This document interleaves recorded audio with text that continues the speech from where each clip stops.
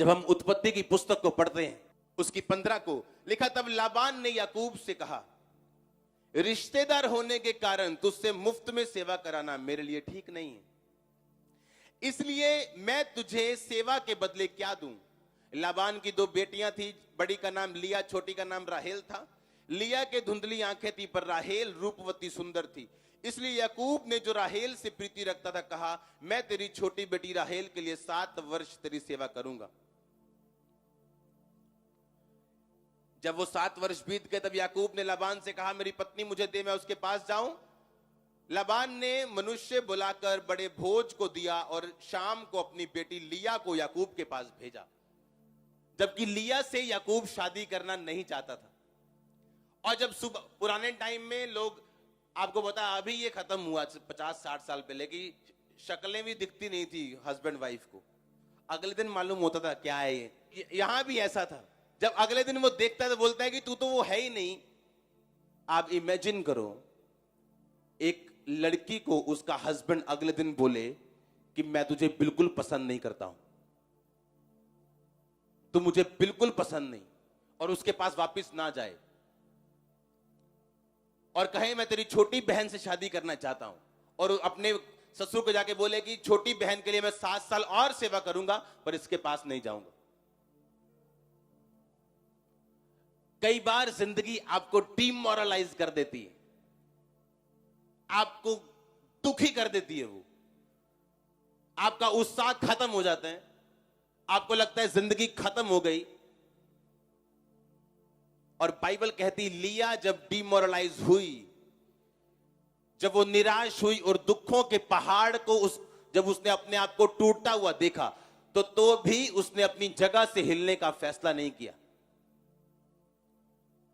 और बाइबल कहती है तब जब उसने ये फैसला किया कि मैं इस दुख को अपने ऊपर हावी होने नहीं दूंगी, तो यीशु मसीह का गोत्र यहूदा उसी लिया से पैदा होता है,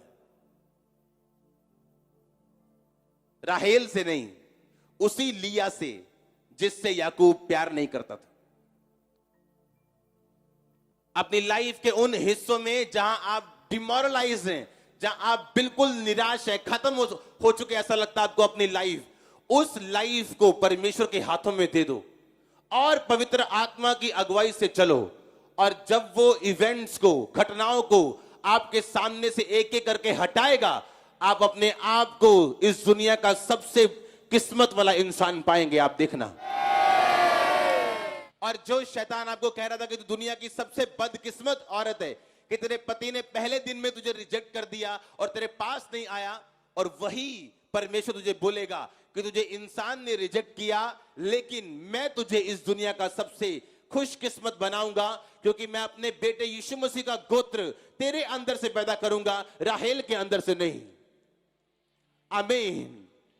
इसलिए आपको यह फैसला करना है कि क्या आप निराश होना चाहते हैं क्योंकि एक वीजा नहीं लगा, एक प्रॉब्लम हुई, लाइफ में कोई ट्रेजेडी हो गई, या आप पवित्र आत्मा के हाथों में सब कुछ देके परमेश्वर में आगे बढ़ना चाहते हैं। और मैं एक बात जानता हूं, मेरे यीशु मसीह के पास ताकत है नेगेटिव को पॉजिटिव करने की, मेरे पास उसके पास ताकत है टूटी चीजों को इस्तेमाल करने की, उसके पास ताकत है दुनिया के सबसे बदकिस्मत इंसानों को दुनिया का सबसे खुशकिस्मत इंसान बनाने की।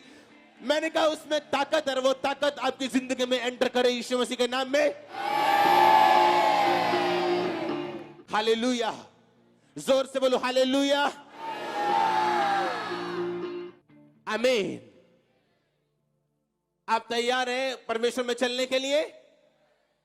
उसमें ताकत है। दुनिया के सबसे बदकिस्मत इंसान जब परमेश्वर यीशु मसीह के पास आते हैं तो उन्हें दुनिया का सबसे खुशकिस्मत आशीषित इंसान बनाने की ताकत है परमेश्वर में। आमीन। तो मैंने पूछा क्या आप तैयार हैं? अपने दुखों को जो शैतान ने आपको दिए, दुनिया ने आपको दिए, सर्कमस्टेंसेस ने आपको दिए, परिस्थितियों ने आपको दिए, आपके परिवार ने आपको दिए, तो नो प्रॉब्लम, अपना सब कुछ परमेश्वर के पास ले आओ, वो बदल के रख देगा आपको, सिचुएशंस को, जिंदगियों को। आमीन। ऊंचा आशीष ऊंची चर्च।